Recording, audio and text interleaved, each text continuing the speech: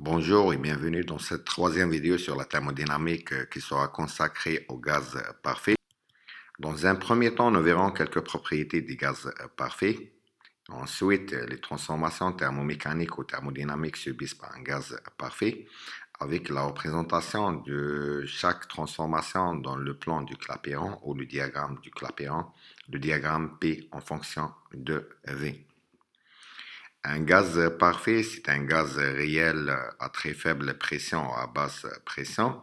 C'est un gaz qui obéit à la loi PV égale nRT, la loi du gaz parfait, avec les variables P, V, N et T représentent respectivement la pression, le volume, le nombre du mol et la température.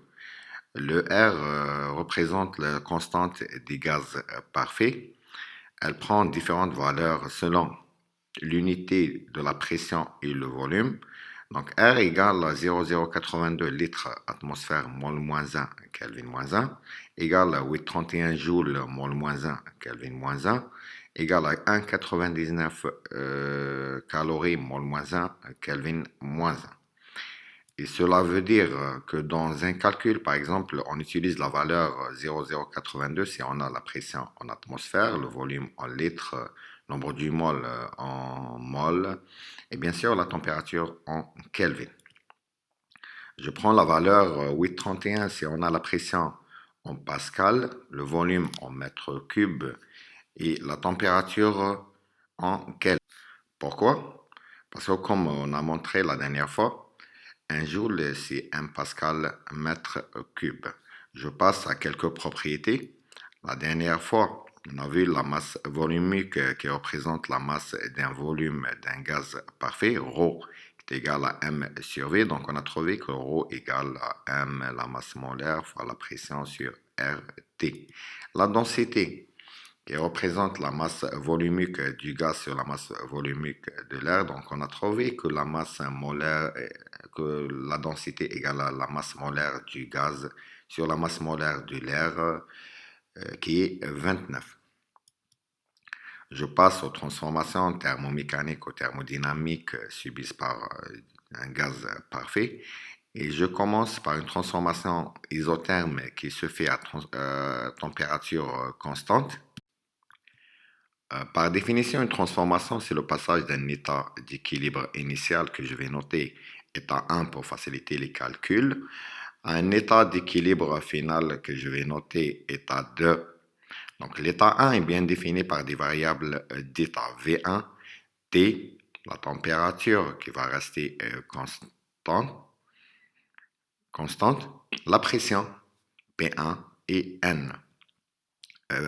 Pour l'état 2, V2, T, la même température que l'état 1, P2 et N.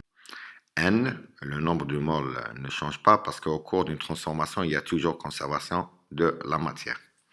Donc à l'état 1, je peux écrire P1VA égale à nRT. À l'état 2, par exemple, je peux écrire P2V2 égale à nRT. Donc voilà, nRT égale à nRT, ça veut dire P1V1 égale à P2V2. Et cela veut dire que PV reste constant, égale à une constante.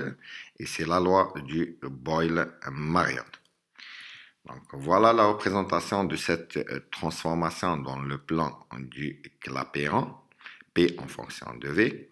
Donc je vais commencer par représenter l'état 1 qui est défini par P1 et V1. Donc voilà l'état 1. L'état 2 qui est bien défini par les variables P2, V2. Donc PV reste PV égale à une constante, ça veut dire la pression est inversement proportionnelle au volume, c'est-à-dire la courbe est bien hyperbolique.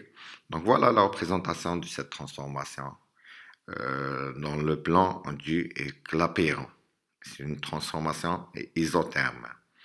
Donc le passage de l'état 1 à l'état 2, on remarque que le volume augmente, V2 est bien supérieur à V1.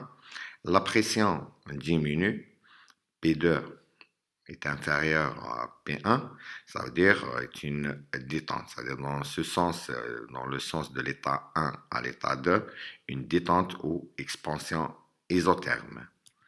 Par contre, de l'état 2 à l'état 1, le volume diminue. V1 est inférieur à V2.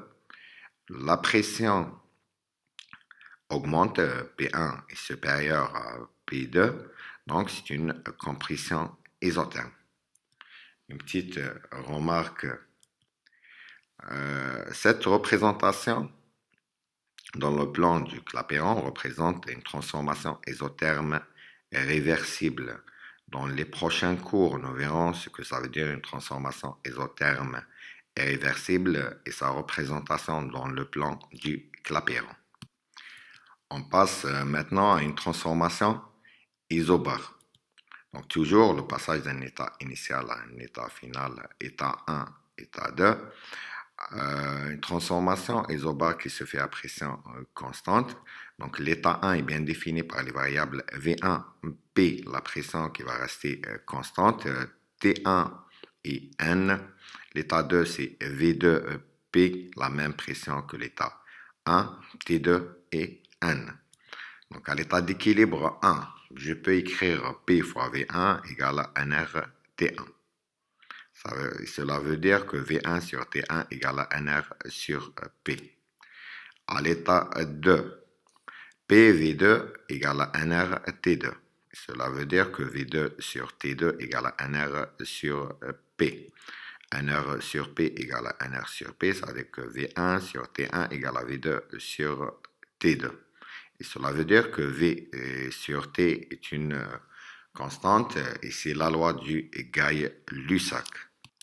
Voilà la représentation de cette transformation dans le plan du Clapeyron. On commence toujours par la représentation de l'état 1 qui est défini par les variables P et V1, donc voilà l'état 1. L'état 2 qui est défini par les variables P, même pression et V2. Et voilà le passage de l'état 1 à l'état 2. Donc ça, c'est la représentation dans le plan du Clapeyron de cette transformation isobare de l'état 1 à l'état 2. Donc, pour un gaz parfait, PV égale à nRT, cette fois-ci, la pression reste constante. Donc, de l'état 1 à l'état 2, on remarque que le volume augmente, c'est-à-dire V2 est bien supérieur à V1. Donc, le PV augmente, nRT augmente, donc la température augmente, c'est-à-dire T2 est bien supérieur à T1. Donc, dans ce sens, c'est un chauffage isobare. Et par contre, dans le sens inverse de l'état 2 à l'état 1, V2 diminue parce que V1 est inférieur à V2, PV diminue, nRT diminue, ça veut dire T1 est inférieur à T2 et dans ce sens, refroidissement isobare. Je passe maintenant à une transformation isocore qui se fait à volume constant. Donc cette fois-ci, l'état 1 est bien défini par les variables P1, V qui va rester constant, T1 et N. L'état 2 est bien défini par les variables P2, V, T2 et N. Donc, l'état d'équilibre 1, je peux écrire P1V égale à NR-T1, et cela veut dire que P1 sur T1 égale à NR sur V. À l'état 2, P2V égale à NR-T2, cela veut dire que P2 sur T2 égale à NR sur V. Donc voilà, NR sur V égale à NR sur V. Ça veut dire P1 sur T1 égale à P2 sur T2. Ça veut dire P sur T égale à une constante, et c'est la loi de Charles. Donc voilà la représentation de cette transformation isocore dans le plan du Clapeyron. Je commence par l'état 1 qui est défini par P1V. L'état 2 qui est défini par P2, même V, même volume V. Et voilà le passage de l'état 1 à l'état 2. Donc ça, c'est la représentation dans le plan du Clapeyron de la transformation isobare de l'état isocore de l'état 1 à l'état 2. Toujours l'équation du gaz parfait PV égale à nRT, le volume reste constant. Donc de l'état 1 à l'état 2, la pression augmente, donc P2 est bien supérieur à P1, c'est-à-dire le terme PV augmente, nRT augmente et par conséquent la température augmente. Donc c'est dans le sens de l'état 1 à l'état 2, c'est un chauffage isobare. Dans le sens inverse de l'état 2 à l'état 1, P2 diminue, P1 est bien inférieur à P2, le terme PV diminue et la température diminue. Donc dans ce sens, refroidissement isobare. Et cela veut dire que la température T2 est bien supérieure à T1. Je passe maintenant aux transformations successives. Par exemple, un passage de l'état 1 à l'état 2. L'état 1 est bien défini par les variables P1, V1, T1, N. L'état 2 est bien défini par les variables P2, V2, T2 et N, conjuguées par exemple une transformation isobare suivie par une transformation isocore, ou bien une transformation isotherme suivie par une transformation isobare, ainsi de suite. Donc là, je vais interpréter une transformation isobare suivie par une transformation isocore. Les étudiants trouvent du mal à interpréter ce genre de transformation. Or, c'est simple. Donc, il faut toujours penser à ajouter un état intermédiaire. Quand on a des transformations suivies, successives, donc il faut penser à ajouter un état intermédiaire.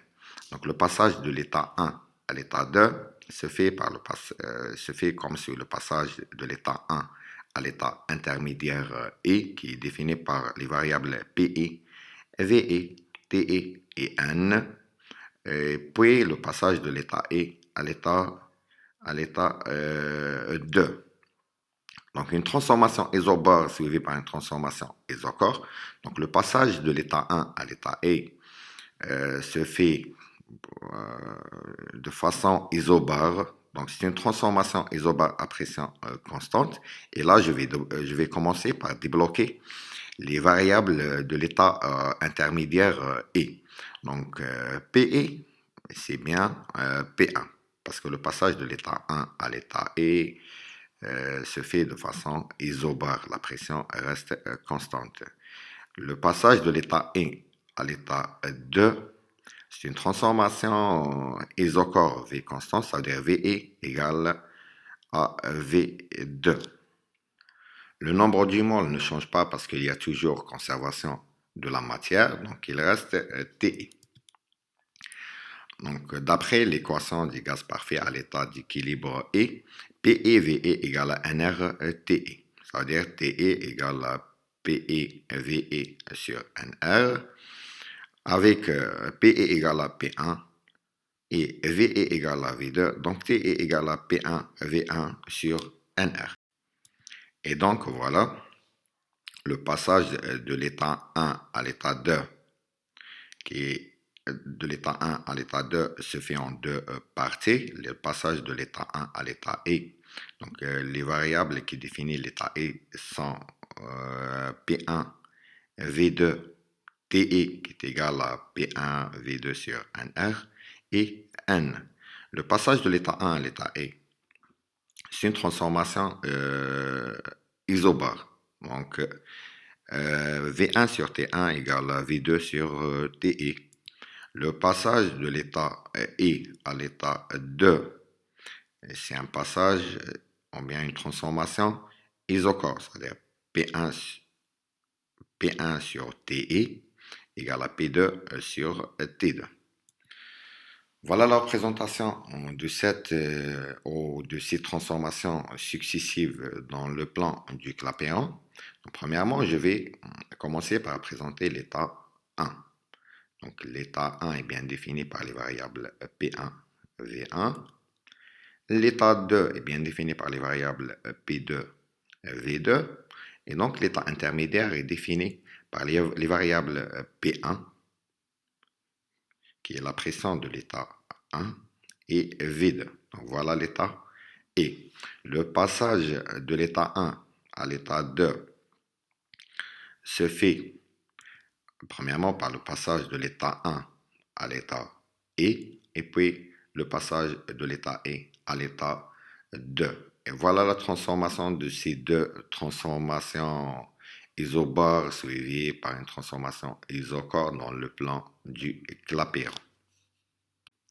On fait la même chose si on a d'autres transformations, par exemple isotherme suivi par une transformation isochore, sinon même si on a 4, 5 ou n transformations. Dans cette dernière partie du cours, nous verrons une transformation cyclique. Pour bien maîtriser et bien comprendre le diagramme du Clapeyron, je vous donne 3 transformations successives qui représentent une transformation cyclique, mais cette fois-ci dans le plan du Clapeyron. Donc voilà l'état 1 qui est défini par la pression P1 qui est égale à 4 atmosphères, V1 égale à 1 litre. L'état 2 qui est défini par P2 égale à 1 atmosphère, V2 égale à 4 litres. L'état 3 qui est défini par P1 égale à 4 atmosphères et V2 égale à 4 litres. Je vous donne comme information supplémentaire que T1 égale à 25 degrés Celsius.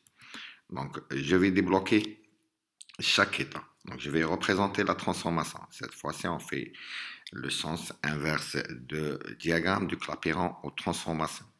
Donc, l'état 1 est bien défini par les variables P1 égale à 4 atmosphères, V1 égale à 1 litre, T1 égale à 298 Kelvin, qui est 25 degrés plus 273. Donc, l'état 2 est défini par P2 égale à 1 atmosphère, V2 égale à 4 litres. Donc, le problème, c'est T2. Donc, le passage de l'état 1 à l'état 2. Donc, si on remarque, P1 fois V1 égale à P2 fois V2, donc égale à 4 litres atmosphère. Ça veut dire PV est une constante. Et cela veut dire que le passage de l'état 1 à l'état 2, c'est une transformation isotherme. Donc T1 égale à T2, c'est-à-dire T2 égale à 298 Kelvin. Le passage de l'état 1 à l'état 2, on remarque que le volume augmente, V2 est supérieur à V1. La pression diminue, P2 est inférieur à P1, donc c'est une détente. Donc le passage, la transformation de l'état 1 à l'état 2, c'est une détente isotherme. On va calculer le N pour bien débloquer l'état 2 et 3. Donc N, on peut calculer N de l'état 1 ou bien l'état 2 ou bien l'état 3. Parce que j'ai P1, V1 et T1, je vais calculer N à partir de l'état 1. Donc N, c'est P1, V1 sur RT. Donc égal à 1 atmosphère à 1 litre fois 4 atmosphères sur 0,082. Donc là, j'ai pris la valeur 0,082 parce que j'ai la pression et le volume respectivement en atmosphère et litres fois 298, donc égal à 0,16 mol. De l'état 2 à l'état 3, V3 égale à V2 égale à 4 litres. Donc c'est une transformation isochore. Je peux calculer T3 de l'état 3 qui est P3V3 sur NR. Donc c'est 4 litres fois 4 atmosphères sur 0,16 mol fois 0,082. Donc égal à 1219,5 Kelvin. Donc T3 égale à 298 Kelvin. Voilà, la température augmente. Donc c'est un chauffage isochore. De l'état 3 à l'état 1, P3 égale à P1 égale à 4 atmosphères. Donc c'est une transformation isobare. La température diminue, donc c'est